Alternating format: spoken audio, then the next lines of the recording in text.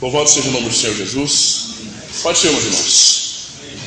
Bem, e se nós queremos realmente ouvir a voz do Senhor como nós cantamos, nós temos que estar dispostos a ouvir a palavra dele. Há pessoas que buscam ouvir a voz de Deus como nós falamos aqui. Eu ouvi uma vez do reverendo Augusto Nicodemos que você quer ouvir a voz de Deus, lê a Bíblia. Quer ouvir a voz de Deus em voz alta? Quer ouvir a voz dele autível? Lê a Bíblia em voz alta, porque a palavra dele está aqui.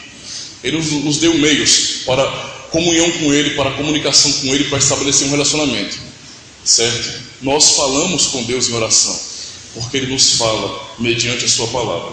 E é justamente essa palavra que eu sei que o Senhor quer aplicar em nossas vidas hoje. Hoje nós vamos falar sobre piedade, a piedade cristã. Talvez muitos não estejam familiarizados com o termo, porque pode ser um pouquinho até estranho, não é, se falar de piedade hoje. E quando a gente fala de piedade, geralmente piedade no nosso contexto está ligado à compaixão, não é? A você ter piedade de alguém, a você se condoer, se comiserar por alguém.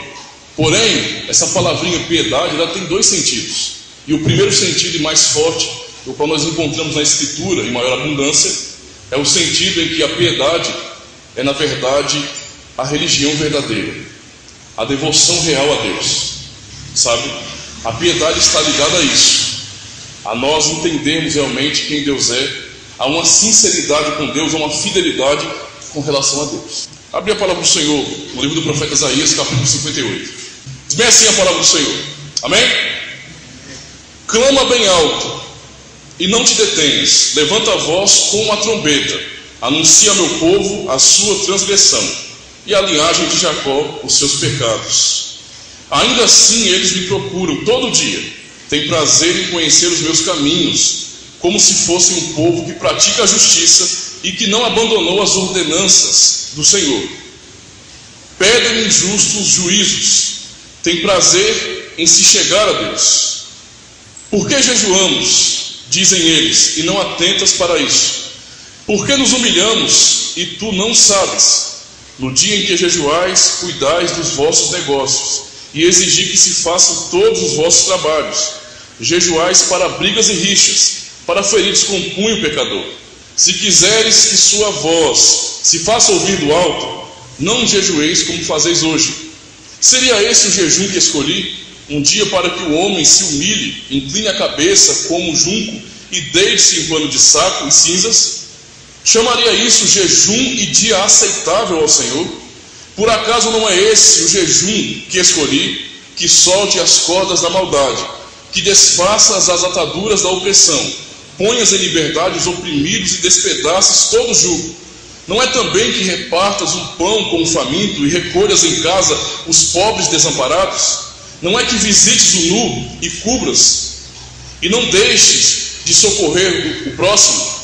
Então a tua luz romperá como a alva, e a tua cura logo chegará. A tua justiça irá diante de ti, e a glória do Senhor será a tua retaguarda. Então clamarás e o Senhor te responderás. Gritarás e ele dirá: aqui estou. Se tirares o jugo e o dedo acusador, e o falar com falsidade do meio de ti, e se abrires a alma ao faminto, e fartares o aflito, a tua luz nascerá nas trevas, e a tua escuridão será como o meio-dia. O Senhor te guiará continuamente, te fartará até em lugares áridos, e fortificará os teus ossos. Serás como um jardim regado e como um manancial, cujas águas não faltarão. E os que procederem de ti edificarão as ruínas antigas. Tu levantarás os fundamentos antigos, e serás chamado reparador de brechas e restaurador de ruas para habitação.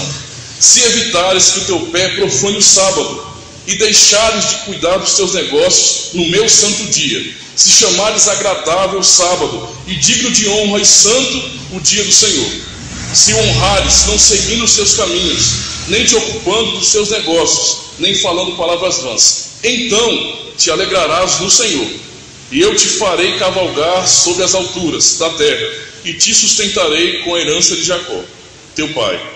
Foi a boca do Senhor que o disse. Amém?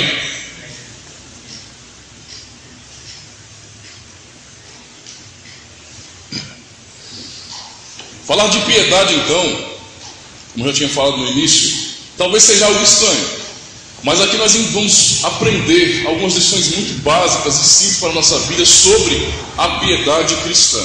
É daqui que extrairemos, na verdade, princípios para a nossa vida.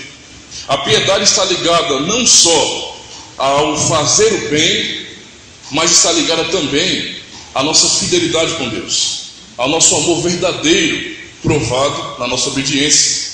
Então essa piedade, no caso cristã, ela é uma piedade dual.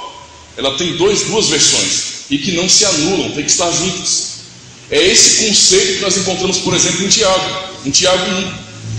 Tiago, ele começa a falar no capítulo 2 que a fé sem obras é morta, é justamente sobre isso. No capítulo 1 ele fala para nós sermos praticantes, não somente ouvintes. E depois, no final do capítulo 1, ele encerra dizendo bem assim, que esta é a religião perfeita, agradável a Deus, imaculada no caso, não é? Que nós venhamos cuidar das viúvas e dos órfãos e nos afastar do pecado, do mundo. Então tem a ver tanto com minha ação como minha santidade. E na verdade essa santidade é primeiro a minha devoção a Deus, a minha fidelidade em servir a Deus. O meu amor, ele é expresso externamente. Não pode ser uma coisa subjetiva. Não pode ser bem assim, não. Eu amo a Deus, eu sou fiel a Deus, mas eu não demonstro isso. Eu sou fiel a Deus sozinho. Tipo aqui, assim, eu aqui no ajuntamento, na sociedade, eu não sou muito esforçado não, sabe? Mas quando eu estou sozinho, rapaz, eu sou um crente topado. Isso não existe. Entende? Não existe isso. Deus nos chamou e nos colocou em sociedade. A igreja é um corpo, uma comunidade. E é aqui que a piedade verdadeira se manifesta. E Deus pegou então essa igreja, não é? Essa comunidade e colocou na sociedade para que a piedade da igreja se manifeste na sociedade. Então, não tem como falar que nós somos de Deus, que nós cremos nele, se isso não for evidenciado por nossa vida. A nossa vida tem que ser de obediência. Intenções, nesse caso, por si só, não bastam. Está cheio de gente com boas intenções. Ah, Deus conhece meu coração. Deus conhece as minhas intenções. Eu sei disso. E isso já virou um chavão para a gente. A gente fala isso para escapar, né? Para fugir do assunto. Deus conhece o coração de todo mundo, e daí? Ele conhece. Mas o mesmo Deus que sonda os nossos corações e nos conhece de maneira perfeita, determinou que nós viemos viver de tal forma. Então é observando esses mandamentos que nós provamos verdadeiramente que nós amamos a Deus. Entende a questão? A nossa obediência, ela provém de um coração santo, separado de um coração que realmente ama o Senhor. Quem não ama o Senhor é o sentido inverso, não é? Não consegue obedecer, não entende isso como algo relevante. Isso é que faz a diferença no mundo, e é assim que nós brilhamos. A piedade. Nós temos que aprender que Deus nos separou para sermos pessoas piedosas. Piedosas, não é? Isso é o que a palavra do Senhor ensina. Mas vamos ao texto. Vamos entender aqui o que o Senhor tem a nos ensinar. A primeira questão do texto que nós lemos, Isaías 58, vamos ficar presos nesse texto aqui, viu? Vai ser uma pequena exposição sobre esse texto, sobre o capítulo inteiro. Vamos lá. A primeira questão que nós observamos aqui, o que acontece no texto? Deus fala por meio do profeta. O profeta é levantado ali e Deus, ele vai entregar os oráculos do Senhor, vai entregar a mensagem de Deus. Vocês não querem ouvir a voz de Deus? Vocês não querem ouvir a verdade do Senhor? Fala comigo, Senhor, fala comigo. O Senhor está falando ali, com o povo dele. E o Senhor levanta Isaías para dizer justamente isso, não é? Para Isaías, fala em alta voz. Eu quero que você levante a sua voz. Eu não quero que você fale de maneira tímida, não. Fale, porque tem uma coisa muito séria acontecendo. Denuncie o pecado do meu povo.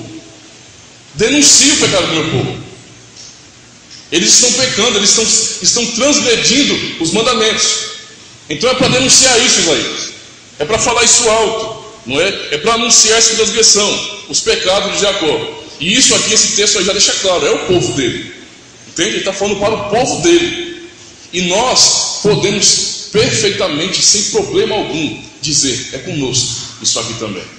Porque é para o povo dele. E o povo de Deus é um povo só. É um povo só. Aí o que acontece? Olha o que ele diz. Ainda assim, eles me procuram todo dia. tem prazer em conhecer os meus caminhos, como se fosse um povo que pratica a justiça, que não abandonou a ordenança do Senhor Deus. Pega-me juízos corretos, tem prazer em se achegar a Deus. Olha a descrição que o profeta dá do povo. Isso aqui é a perfeita intenção. Deus está dizendo: vocês estão pecando, transgredindo a lei do Senhor, mas ainda assim, vocês me buscam todos os dias, são fiéis nos seus devocionais, têm prazer em me buscar, querem conhecer mais sobre mim. Entende a questão? Deus está sondando e expondo o que está no coração do povo dele. E nós percebemos que essa intenção do povo, revelada por Deus aqui, ainda assim, eles, o meu povo, me procuram todo dia, tem prazer, observe, tem prazer em conhecer os meus caminhos, como se fosse um povo que pratica a justiça.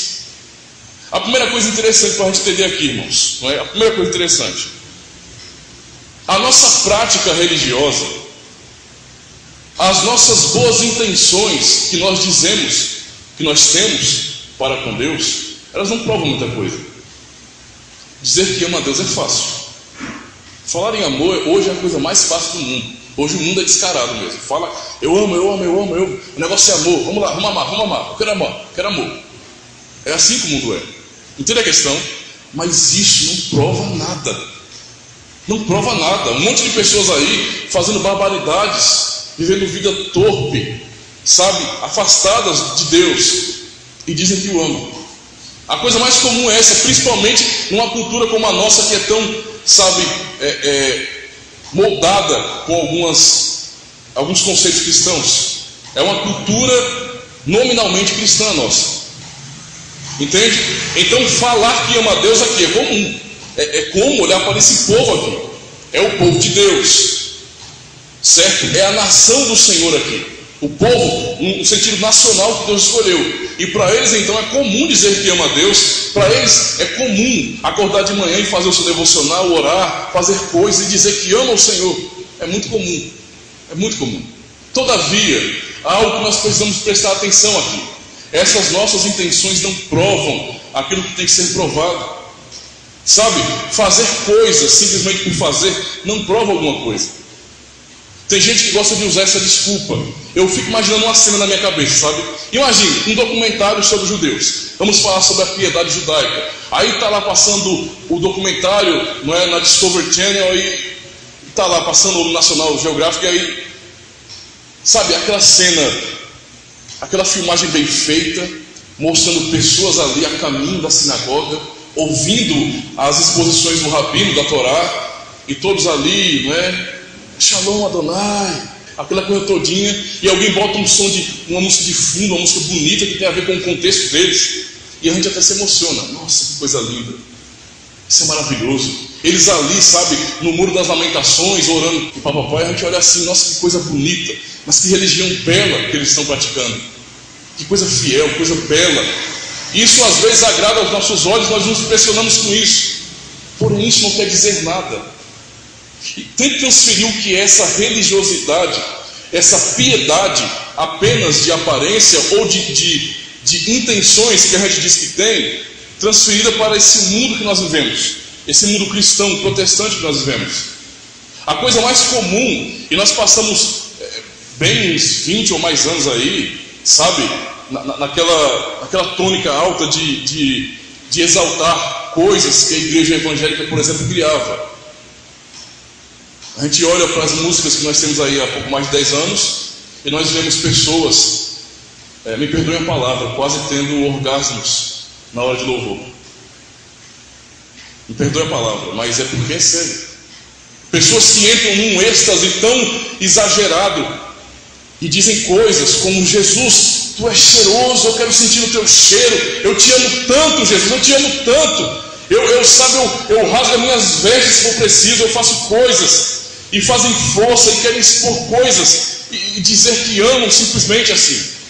Nós nos impressionamos ao ouvir um cantor, um ministério, sei lá, que tem músicas assim, que uma música do CD dura 11 minutos. A pessoa canta uma música não inteligível, que não tem sentido teológico, que não é fiel à doutrina, e a gente tem que entender, para não separar essas coisas. Uma música que é de Deus, que é bíblica, ela é fiel à palavra, e não ela é aleatória, e você faz o que você quiser, e o que vale a sua intenção.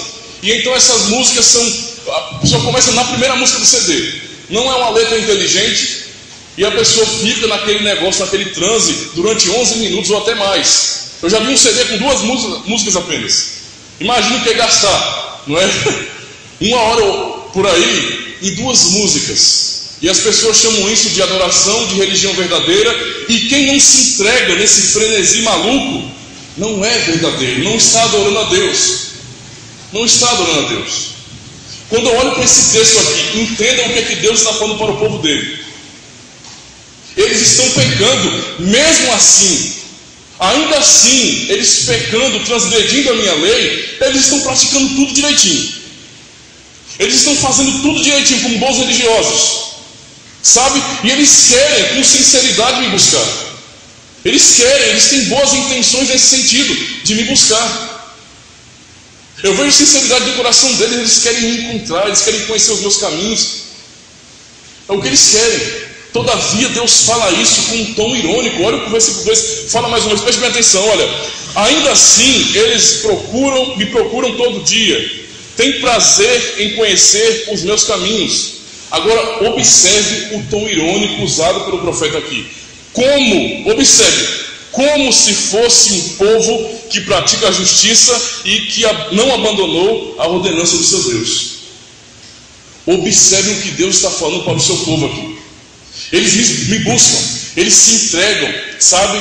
Imagina aquela cena, não é? Nessas mega igrejas evangélicas e apostólicas, o louvor tocando, o pessoal naquele frenesi todo, Jesus, aquela coisa todinha, e dançarinos afeminados na frente e jogando paninhos para cima, aquela coisa toda. E as pessoas chamam isso de adoração.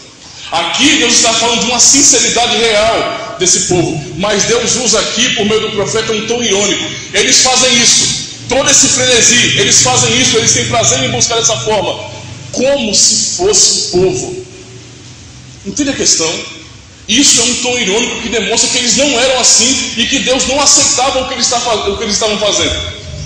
Eles fazem isso achando que eles são de fato aceitáveis. Eles se esforçam, sabe, e criam um ambiente de adoração, e botam paninhos aqui, paninhos acolá. Todo pregador só prega com fundo musical e aquela coisa todinha, para ficar bonito. Eles pensam que são alguma coisa. É o que o texto está falando, como se fossem um povo santo realmente. Um povo que não se desviou da ordenança de Deus. É apenas como se fosse, porque não são. É isso que o Senhor Deus está falando para o seu povo aqui. Então entenda a profundidade disso. Vamos continuar no texto, olha o que diz o versículo 3. A pergunta do povo agora. Primeiro a gente tem a denúncia do pecado e de como Deus não aceita o que eles estão fazendo, por mais que tenha boas intenções por trás disso. Mas olha o que o texto fala aqui no versículo 3. Por que jejuamos, dizem eles, e não atentas para isso? Por que nos humilhamos e tu não sabes? Por enquanto essa pergunta aí. Olha a pergunta irônica de Deus aqui, por meio do profeta. O povo peca, o povo está distante da verdade, mas demonstra certa perfeição e entrega total na sua adoração nesse sentido, na sua busca a Deus. E Deus diz que não, eles pensam que são assim, mas eles não são assim.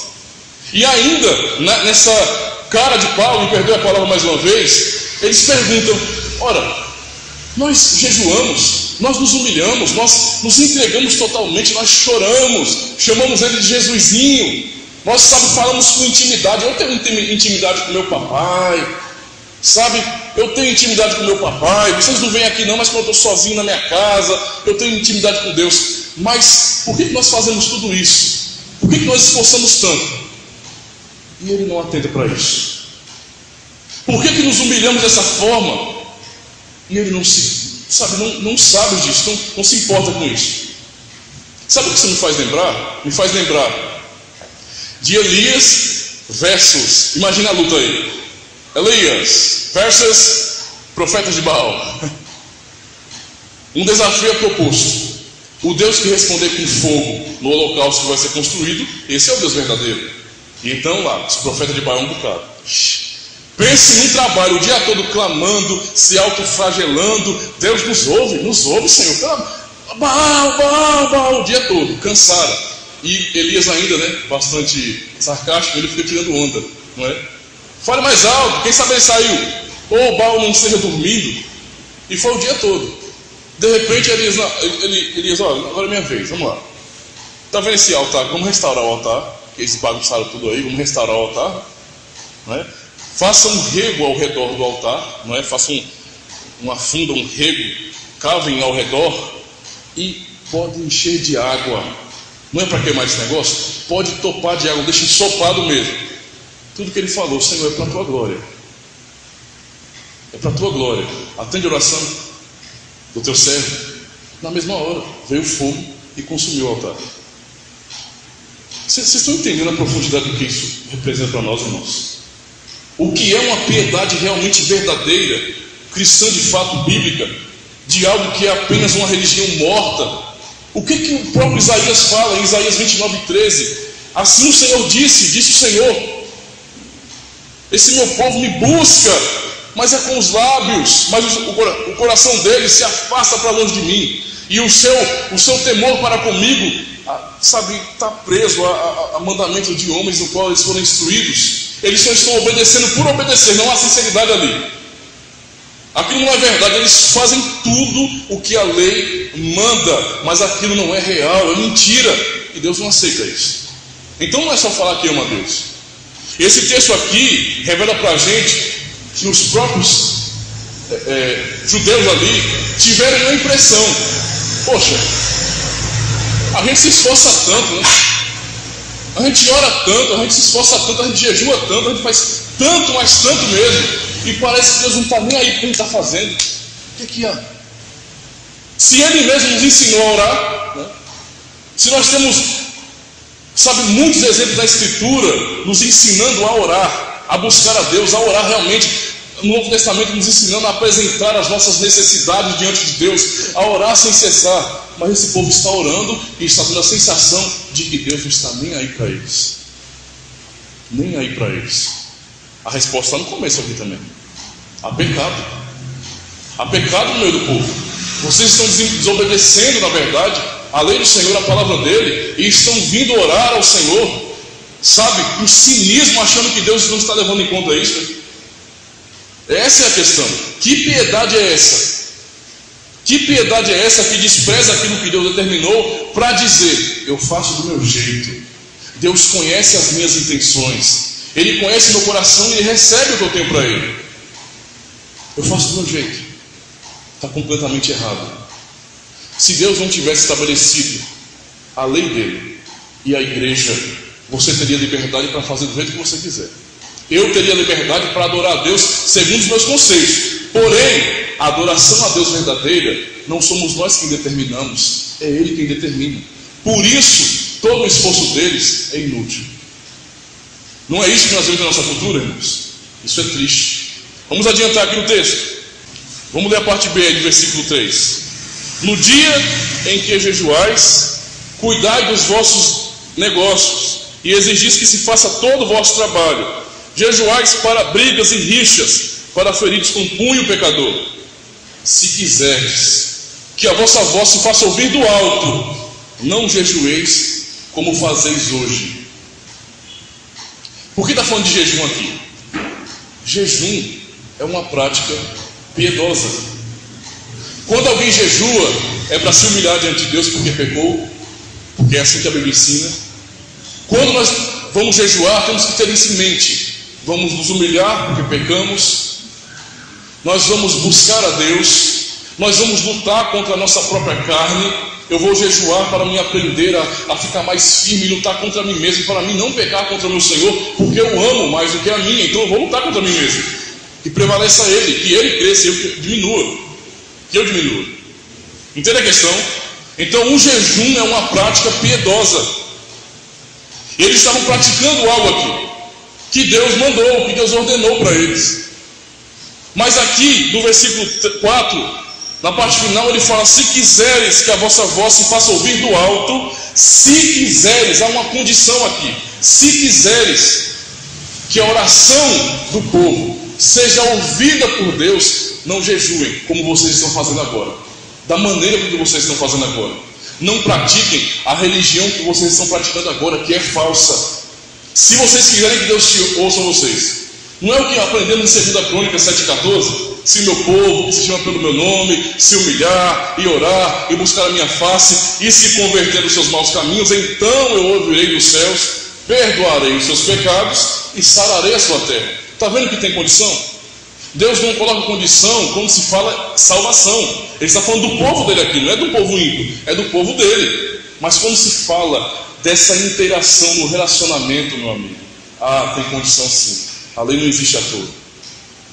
Não é algo aleatório, sabe?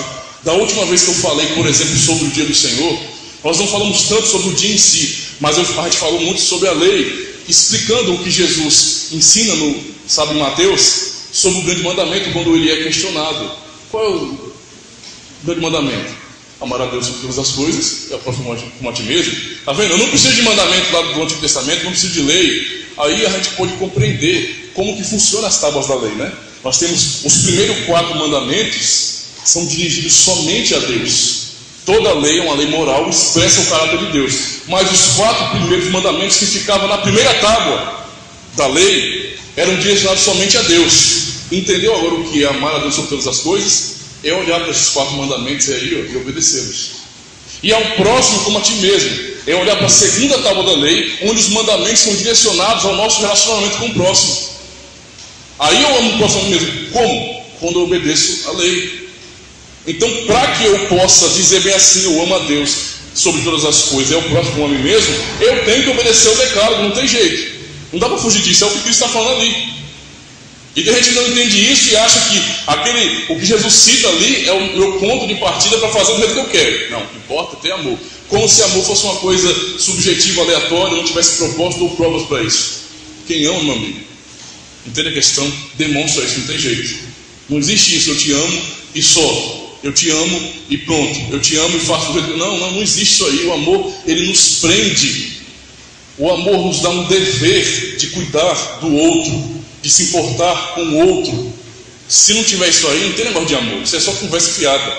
Se eu olho para a lei do Senhor e não me importo com ela, estou fazendo o quê? Falando. Apenas isso. Nada disso é verdade. E é isso que Deus está denunciando do povo. Vocês querem que Deus ouça a oração de vocês? Observem a lei.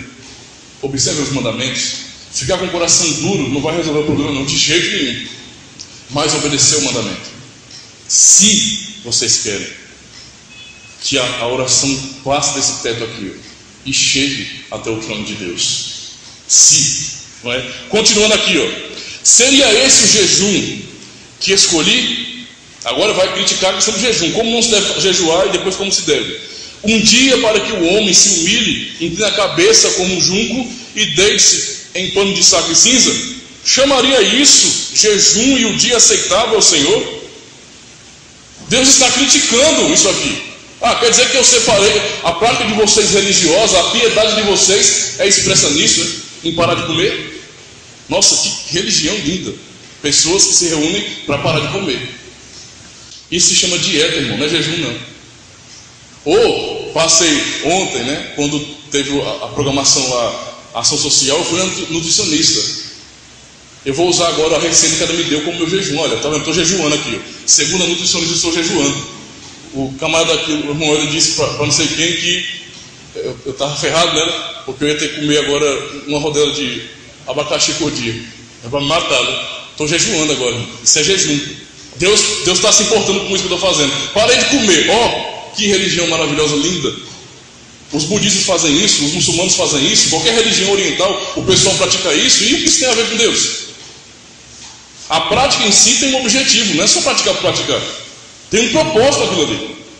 Entende? Tem que expressar piedade verdadeira, devoção a Deus, amor ao próximo. É assim que funciona.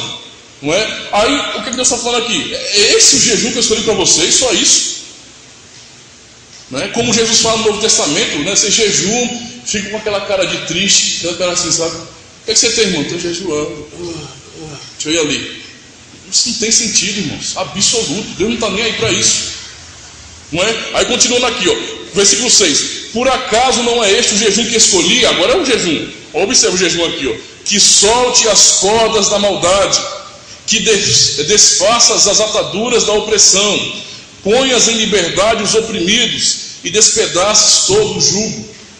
Sabe quando o jejum ele era feito pelos judeus?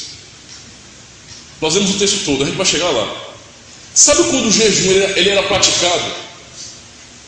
O jejum, como uma prática piedosa, ele era praticado justamente no dia do Senhor.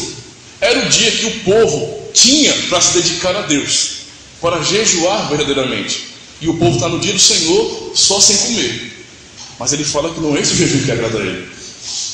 Mas o jejum que agrada a ele é que eles não façam o que eles estavam fazendo. Nos versos anteriores ele diz que a forma com que eles jejuavam era em oprimir as pessoas, em exigir que todo o trabalho deles fosse feito. Tem 6 dias na semana para fazer todo o trabalho. Aí o cara ainda quer profanar o dia do Senhor. Entende a questão? Onde o jejum vai valer desse jeito? O jejum, a adoração, a religião verdadeira consiste em justiça, em fazer-se a vontade de Deus, em se compadecer do aflito. Olha o que ele fala mais, versículo 7: não é também que repartas o pão com o faminto e recolhas em casa os pobres desamparados?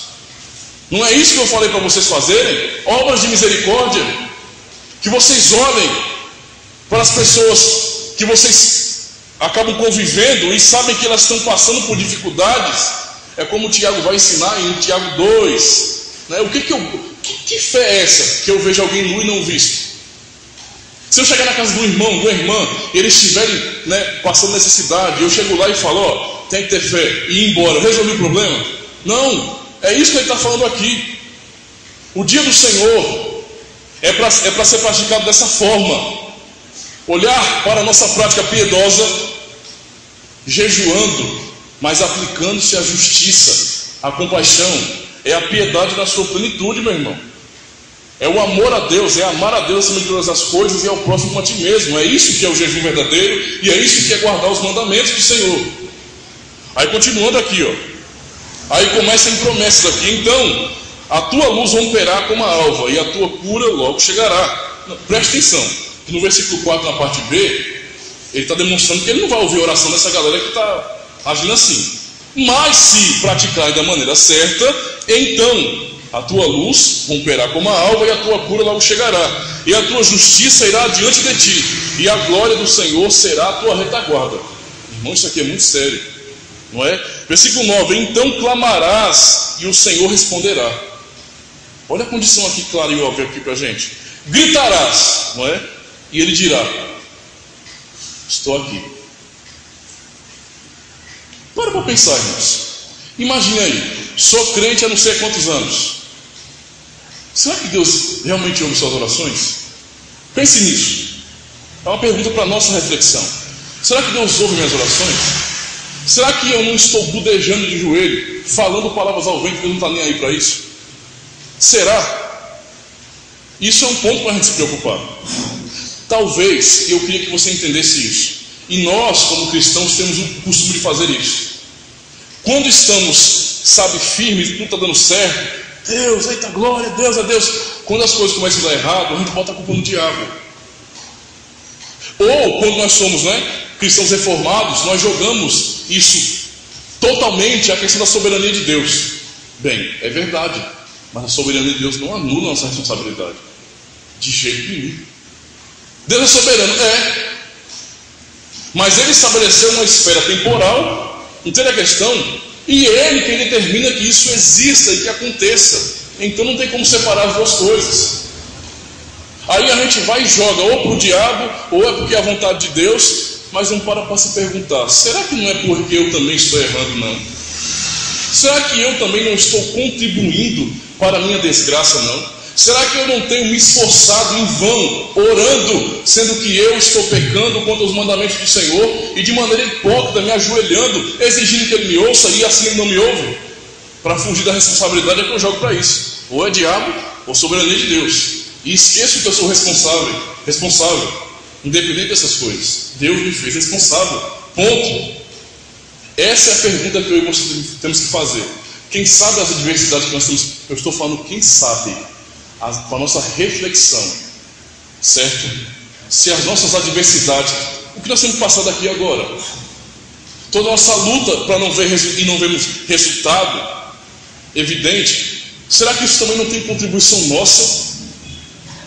Será que a minha falta de zelo pela verdade do Evangelho, pela palavra de Deus, também não tem contribuído para que eu não goze de coisas boas, por exemplo? Será que eu não estou sendo oprimido ou eu estou prolongando o meu tempo no deserto? Olha, Deus é soberano sobre tudo isso, irmãos, mas Ele nos dá plena consciência e responsabilidade também sobre essas coisas. Eu não posso chegar lá na frente, apesar de saber que essa é a vontade de Deus, certo? Que faz parte daquilo que Ele determinou. Eu tenho que entender isso aí, porque é Ele que manda no barraco, não é a gente. Apesar disso, no final, eu só posso dizer, cara, eu que vacilei. Eu também vacilei. Foi eu que não quis estudar também. Foi eu que não me esforcei. Foi eu que não planejei. Foi eu que não fiz nada. No final, Deus, a vontade do Senhor vai ser perfeita. Ele é poderoso e soberano para fazer sincronizar perfeitamente a vontade dele com aquilo que nós temos de entendimento, com as conclusões de nossas vidas. Ele é soberano. Mas nós estamos muitas vezes querendo fugir da realidade, anulando isso. Não é? Vamos adiantar aqui, ó. Olha o que esse texto tem nos ensinado hoje, irmãos. Versículo 10: se abrires a sua alma ao faminto e fartares o aflito, a tua luz nascerá nas trevas e a tua escuridão será como meio-dia. O Senhor te guiará continuamente e te fartará até em lugares áridos, fortificará os teus ossos, será como um jardim regado e como um manancial cujas águas nunca faltarão. E os que procederem de ti edificarão as ruínas antigas, sabe, tu levantarás os fundamentos antigos e serás chamado reparador de brechas, restaurador de ruas para habitação. Nós percebemos que Deus denuncia o pecado, que Deus mostra como não fazer e agora como fazer, e agora Ele vai sintetizar isso aqui. Ele vai deixar a grande condição clara e óbvia aqui. Olha o tamanho do se aqui, grandão. Se, está vendo essa bênção todinha? De você dizer bem assim, não, Deus está cuidando de mim, eu posso perceber isso. Eu posso perceber que o Senhor está cuidando de mim graciosamente, está certo? Eu posso perceber isso, é obra da providência dele. Se, versículo 13, vamos ler aqui, ó. Se evitares que o teu pé profane o sábado e deixares de cuidar dos teus negócios no santo dia, no meu santo dia, e chamares agradável o sábado e digno de honra o santo dia do Senhor, se honrares não seguindo os seus caminhos, nem te ocupando dos teus negócios, nem falando palavras vãs. Foi ensinado a lei. Desde o acampamento nós estamos aprendendo sobre isso. Tivemos 2 palestras e mais acho que na escola retrasada, falamos sobre o dia do Senhor para tirar algumas dúvidas. Veio poucas pessoas, infelizmente, mas eu expliquei muitas coisas ali, para deixar mais claro. A grande realidade é que nós sabemos, o mandamento está lá. Qual é o pecado do povo aqui, irmãos? Por que o jejum não era válido? Por que a sua prática piedosa não era válida? Por que Deus não estava nem aí para o esforço deles? Porque eles não guardavam o dia do Senhor como Deus determinou que eles guardassem. Eles estavam guardando aqui da maneira deles. Entende? Se no dia do Senhor é para se jejuar nesse sentido, não é? Jejuar, quando eu falo, não é só deixar de comer, é lutar contra você mesmo e deixar coisas vãs de fora. Entende? Deixar aquilo que não tem a ver com Deus de fora da sua vida, para você se dedicar nesse dia a Ele. Aí, se Ele determinou isso para você, para o povo dele, o povo não tem o direito então de guardar como quer. O povo não pode definir como o mandamento tem que ser observado. É Deus quem determina isso. Deus tanto dá o mandamento como dá os princípios, como ensina como se deve guardar o mandamento. Não sou eu que escolho. Aí você fala, não, para mim o dia do Senhor é qualquer dia. Eu entendo assim, eu faço dessa forma. Todo dia eu me dedico a Deus. Nós já vimos no começo, eles têm prazer em me buscar todo dia. E Deus não está nem aí para isso. Porque eu não tenho autoridade para determinar como o mandamento tem que ser observado. Não é a opinião do pastor Ademir, não é a opinião dos pais da igreja, não é a opinião dos reformados, dos reformadores, dos puritanos. Não tem nada a ver com isso não, irmãos. Isso aqui é a determinação de Deus. Quando é que a oração de vocês vai ser verdadeiramente ouvida? Quando é que vocês vão perceber o meu agir na vida de vocês? Quando? Olha aqui. Se evitares que o teu pé profane o sábado. Aqui sábado é descanso, um descanso do Senhor. E deixares de cuidar dos teus negócios no meu santo dia. Foi eu que disse que o dia do Senhor é santo? Eu não disse isso aí, não é verdade? Isso não é uma questão minha, não é um conceito meu, não é um conceito que eu aprendi lendo teologia, não tem nada a ver com isso. É Deus quem santifica esse dia, desde a criação. Ele santifica um tempo específico para adoração a Ele. Ele santificou esse dia. Então, não adianta a gente querer, sabe, tapar o sol com a peneira. Não tem sentido, irmãos. Ele quem determina isso. Ele chama isso de dia santo. Aí você fala, não pastor, eu vou cumprir esse dia. Vou cumprir esse dia. Ó, quando chegar domingo, no dia do Senhor, eu vou ficar de boa. Eu vou ficar sossegado. Eu não vou assistir nada indevido. Eu não vou assistir besteira nenhuma. Vou me dedicar. Eu vou jejuar agora. Você não está falando que eu posso jejuar? Eu vou jejuar agora. Quando chegar domingo agora, próximo domingo eu vou jejuar. Vou começar logo cedo. Acordar 6 horas da manhã, né? Começar logo a orar. Não comer mais o dia todo. Depois venho aqui já desmaiando para poder limpar a igreja. E faço todas aquelas coisas, sabe? Né? Aí vou chegar no culto, né? Que eu guardei o dia do Senhor, o culto. É o dia todo, as 24 horas, que é o dia. Não é um período, é o dia. Aí, chegando no culto, eu estou aqui, ó. Eu quero que chegue segunda-feira logo, pelo amor de Deus. Um negócio chato. A maioria das pessoas que não aprenderam o entendimento desse mandamento entende o dia do Senhor como algo chato. Eu nem percebo quando chega o dia do Senhor. Eu não estou nem aí, eu nem penso nisso. Eu nem penso. Segunda até sábado eu não me preparo. Sábado eu não me preparo para isso. Eu nem percebo quando chega. Quando chegou, para mim é um terror. Cara, de novo, não. Já chegou domingo, vai ser aquele negócio de proibição. E eu vou pensar em fazer coisas, não vou poder. Olha, que coisa. Mas vou fazer assim mesmo, né? Fazer o quê? Olha o que o Senhor Jesus, o Senhor Deus fala aqui, observe. O Senhor Deus, o Senhor Yahvé, né? Falei Jesus aqui, o Senhor Yahvé fala aqui. Observe. Vou ler de novo. Se evitares que o teu pé profane o sábado e deixares de cuidar dos teus negócios no meu santo dia.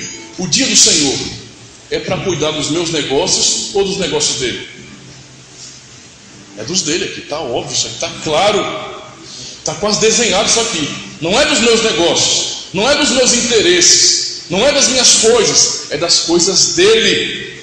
O que são as coisas dele? Ele já falou aqui, ó.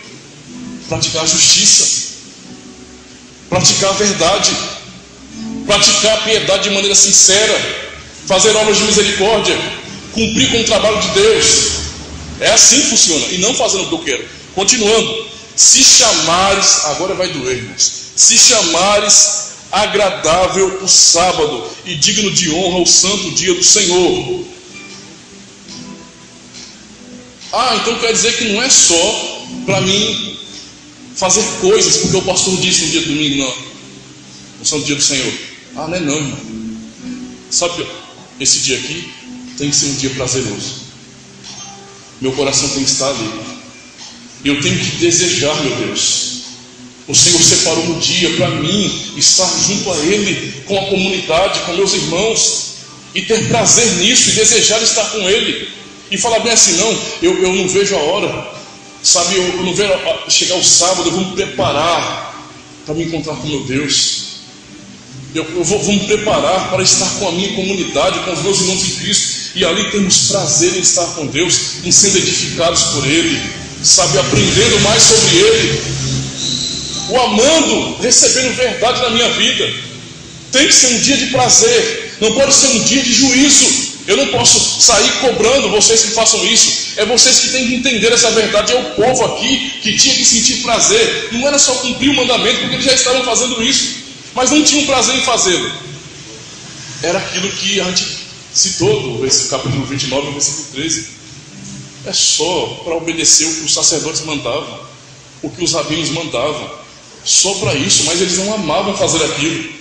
Eu estou aqui guardando o dia do Senhor, mas estou doido para que chegue segunda-feira e eu não precise ficar preso a práticas religiosas.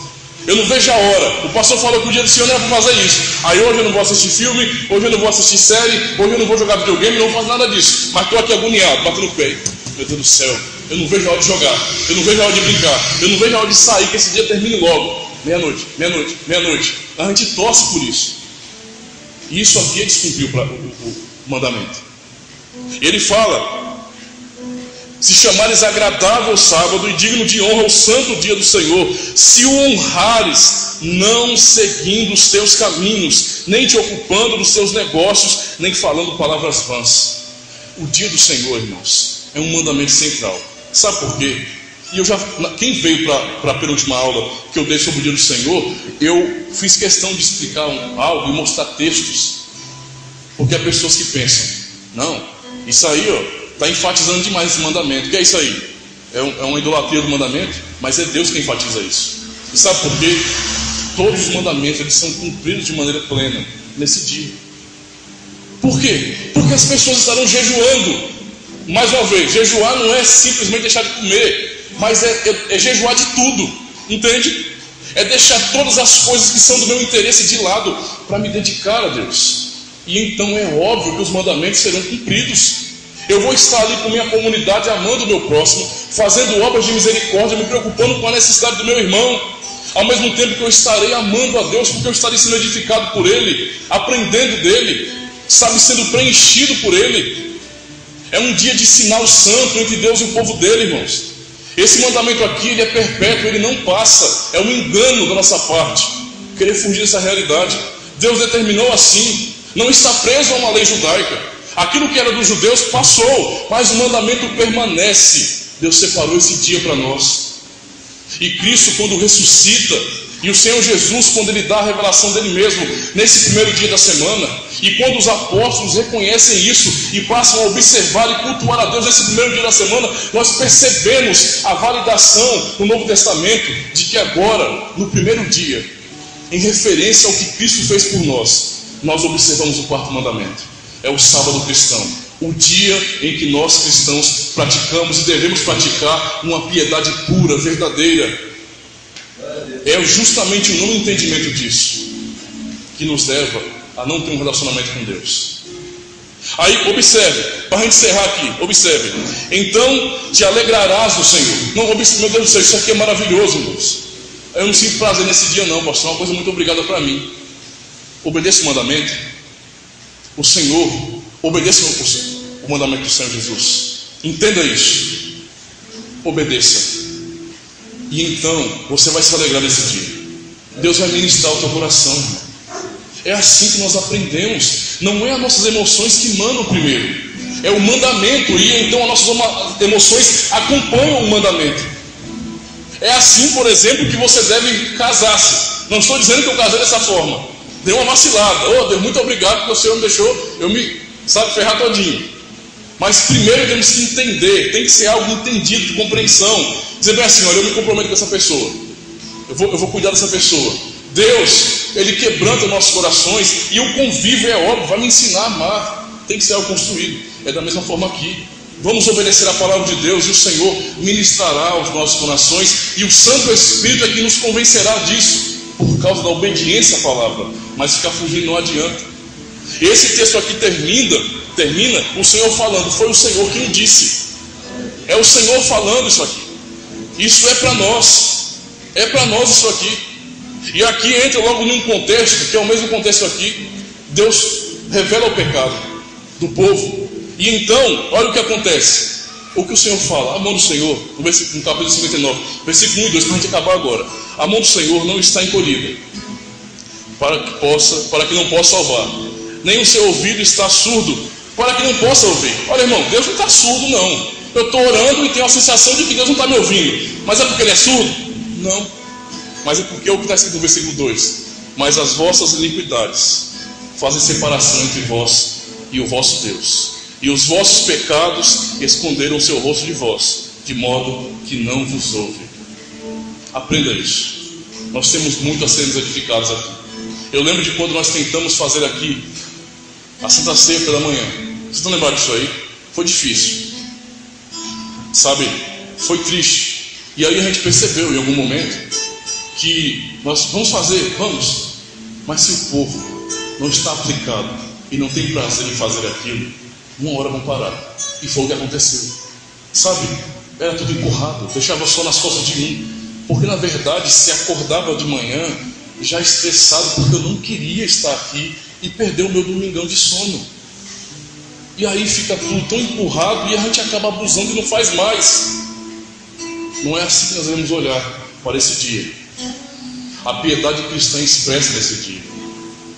Deus tem muito a nos ensinar e também muito a nos abençoar, na verdade, nesse santo dia, irmãos. Não se esqueça disso. É para o nosso bem, é Deus falando conosco.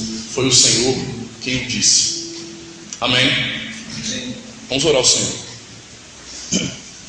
Senhor Jesus, é a tua santa palavra. Nós cantamos há pouco, Senhor, que nós queríamos ouvir a tua voz. E nós aprendemos que ouvir a tua voz também é estarmos aos teus pés, dando ouvido a tuas palavras, nos humilhando debaixo da tua potente mão, não sendo apenas, sabe, ouvintes, mas praticantes da tua palavra.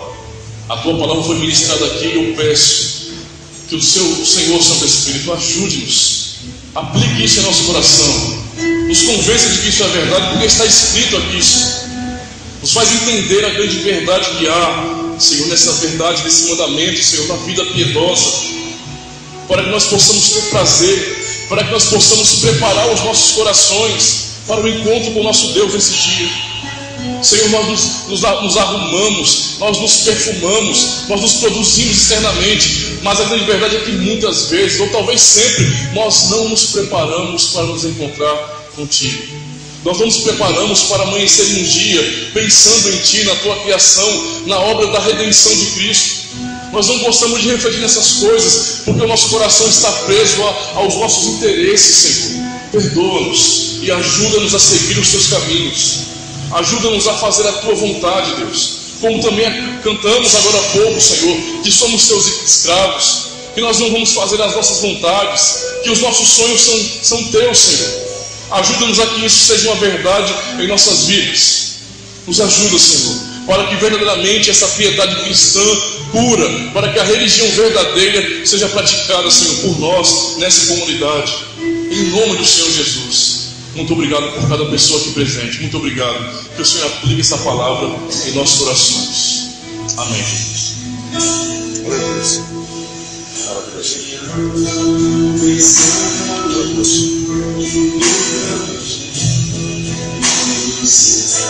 Eu era pobre e esquecido,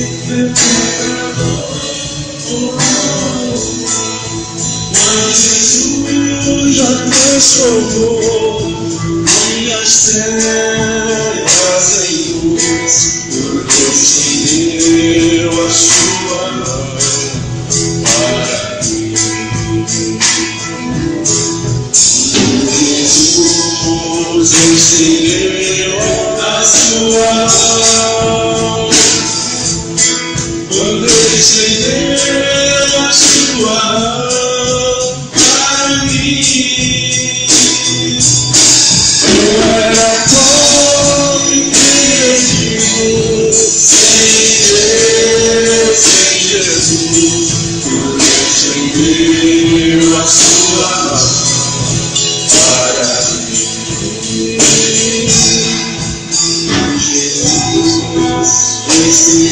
Maravilhoso é, Senhor.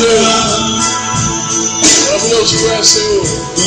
Estendeu a sua mão para mim. Eu era pobre e perdido, sem Deus, sem Jesus. Estendeu a sua mão para mim. Aleluia, Senhor.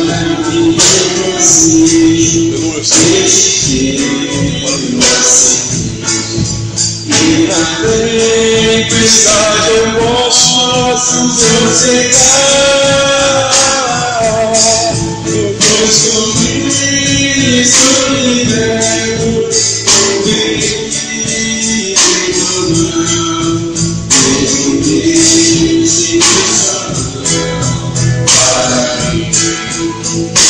é seu. Tu és